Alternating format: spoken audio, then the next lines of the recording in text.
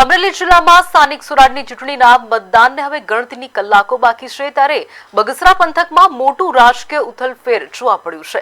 બગસરા તાલુકા ભાજપ પ્રમુખ પ્રદીપ ભાખરની ઉપસ્થિતિમાં આમ આદમી પાર્ટીના જૂના વાગણિયાના જિલ્લા પંચાયતના પ્રભારી લાલજીભાઈ દાફડા, અનિલભાઈ દાફડા અને વિજયભાઈ દાફડા સહિત અનેક કાર્યકરોએ આપ સાથે છેડો પાડી ભાજપનો કેસ ધારણ કર્યો છે। જી હા, ભાજપમાં જોડાયેલા કાર્યકરોએ જણાવ્યું કે તેઓ વિકાસની રાજનીતિને વેગવંતી રાખવા ભાજપમાં જોડાયા છે। આગામી 26 એપ્રિલે બગસરા તાલુકા પંચાયતની 16 અને જિલ્લા પંચાયતની 2 બેઠકો માટે મતદાન યોજાનાર છે। તે પૂર્વે જ આ પક્ષ પલટાની જિલ્લામાં ભાજપનો પક્ષ મજબૂત બન્યો છે।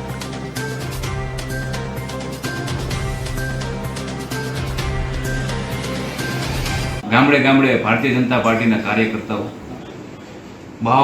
બધા કાર્યકર્તાઓ કામ કરી રહ્યા છે ત્યારે ભારતીય જનતા પાર્ટીએ એટલો વિકાસ કર્યો છે। આમ આદમી પાર્ટીના ઘણા અત્યારે આગેવાનો નીકળી પડ્યા છે, અમે આ કરી દઈશું, અમે આ કરી દઈશું। અમારું એક સૂત્ર છે, જે કામનું અમે ખાતમુહૂર્ત કરીએ છીએ એ જ કામનું અમે લોકાર્પણ કરીએ છીએ।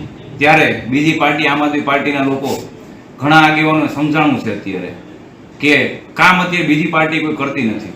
આમ આદમી પાર્ટીને એવું છે કે અમે કરી દઈશું, પણ સરકાર દિલ્હીથી લઈને રાજ્ય ગુજરાત રાજ્યની સરકાર હોય ત્યારે જિલ્લા પંચાયત હોય, ભારતીય જનતા પાર્ટીની તમામ સરકાર હોય ત્યારે આમ આદમી પાર્ટીના આગેવાન શ્રીઓને એમ થયું કે ભારતીય જનતા પાર્ટી જ કામ કરશે ને કામ કરવાના છે અને કરવાના છીએ અમે।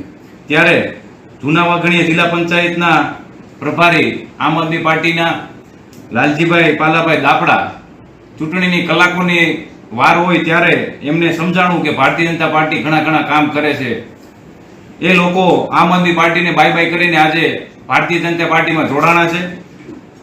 લાલજીભાઈ પાલાભાઈ દાફડા સાથે અન્ય દેવી પૂજક સમાજના આગેવાન સતીશભાઈ ડાભી તેમજ દલિત સમાજના આગેવાનો 30 લોકો જોડાણા છે આજે। ત્યારે અમારા બગસરા તાલુકામાં ઘણા કામ થયા છે સરકાર દ્વારા, જેમ કે જેવી કાકડી સાહેબે આખા ગુજરાતમાં બે પ્રાંત હોય તો અમારા બગસરામાં છે વિધાનસભા બગસરા